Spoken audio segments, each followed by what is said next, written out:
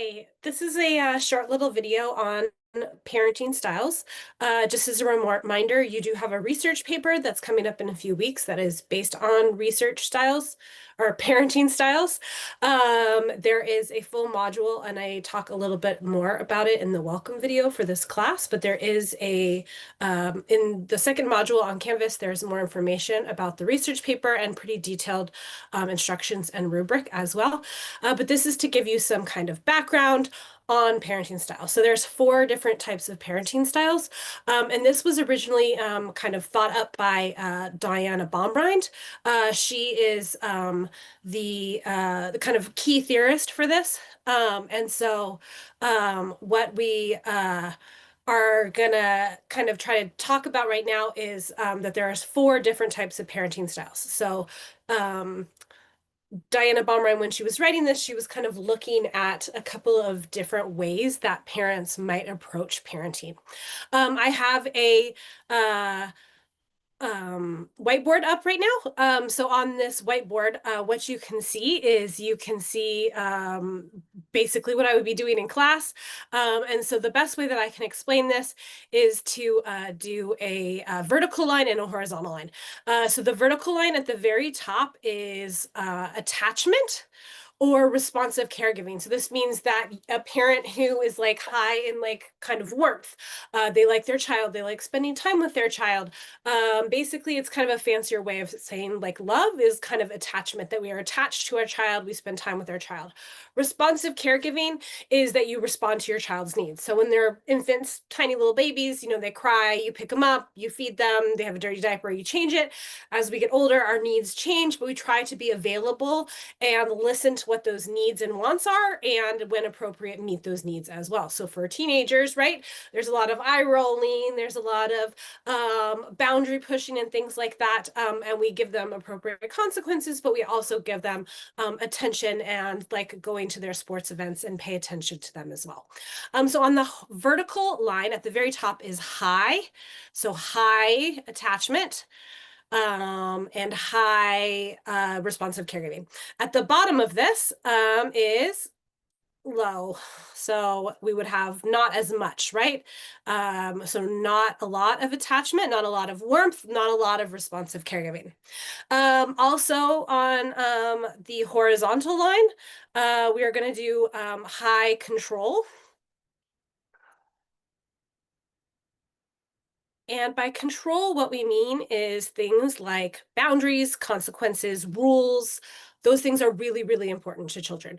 When children don't have boundaries, when children don't have consequences for breaking a boundary, when they don't have a consequence when they break a rule, and an important rule like don't touch the stove, right? There might be a natural consequence of it being hot. But we can also give those consequences to children. So once again, to go back to a teenager being 15 minutes late to curfew, an appropriate kind of consequence would be, okay, you can't take the car out next week. Or I'm going to have your phone for a few days, something like that. So we need boundaries and consequences. They're really important for everybody, but especially for children who are parenting and teaching them right from wrong and how to act and how to behave in society. And then on this other side, it's going to be low. So low control. Man, I should probably just write these in, but there we go. Okay, so we've got high love, high control, low control. All right, so what we're going to do right now is we're going to look at 4 different parenting styles. So in each quadrant, we're going to have a different kind of parenting style. And so in this one right here, we have high control, high love, high attachment, like your kids, like spending time with them, respond to their needs, but low control, no rules, no boundaries, no consequences. And this is what we call permissive parenting.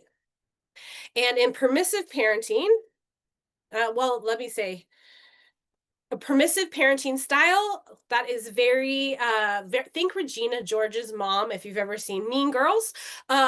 So like lets him drink at home, moves out of the master bedroom so Regina George can have the master bedroom, right? So like kind of think that would be a great example. So lots and lots of warmth, lots and lots of attachment, lots and lots of response to their child, but no boundaries, no consequences. Okay, so then let's do another one. So this one is going to be down here, and this is going to be neglectful or uninvolved.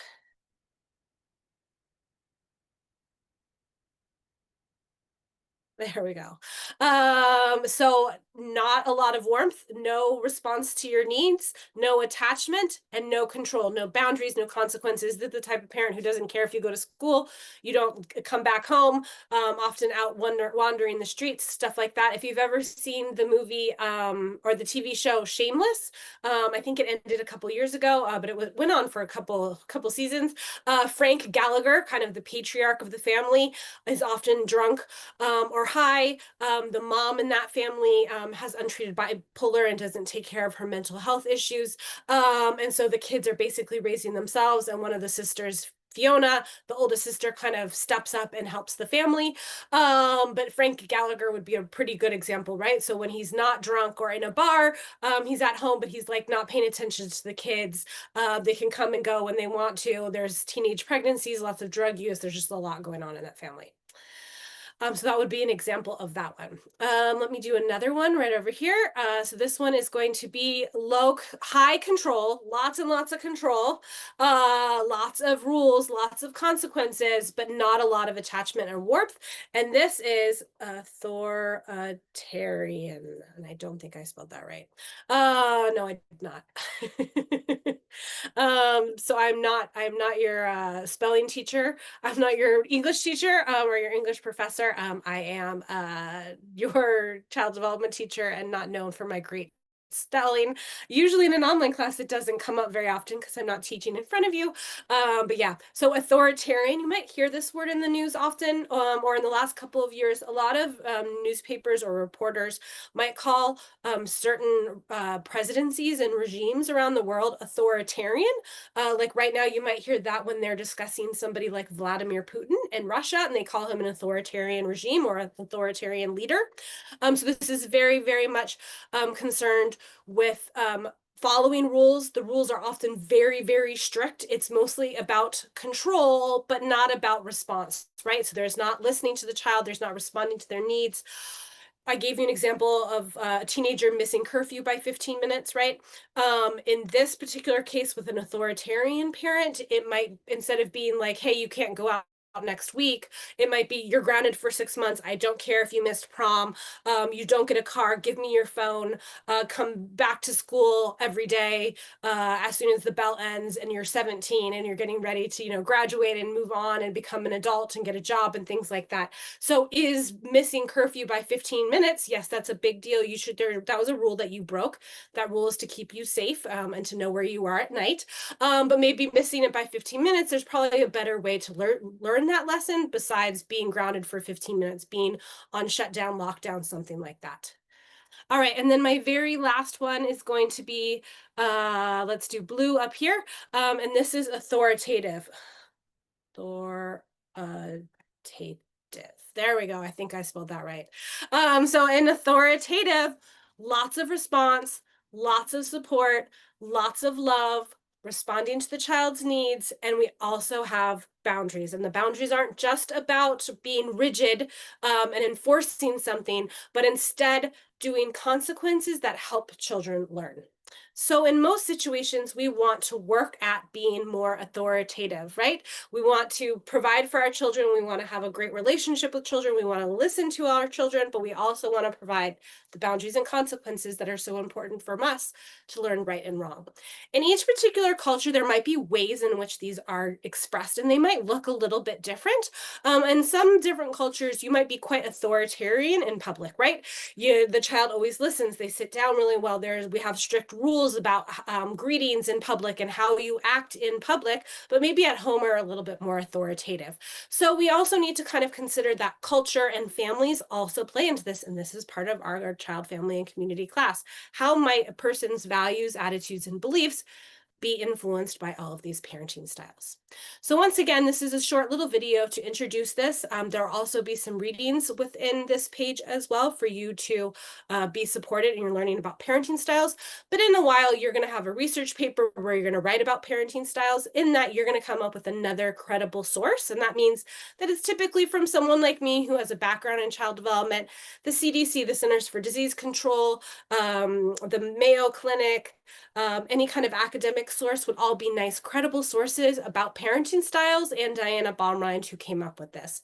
Otherwise, I hope this helped with this concept, and I will see you guys more online. Thank you.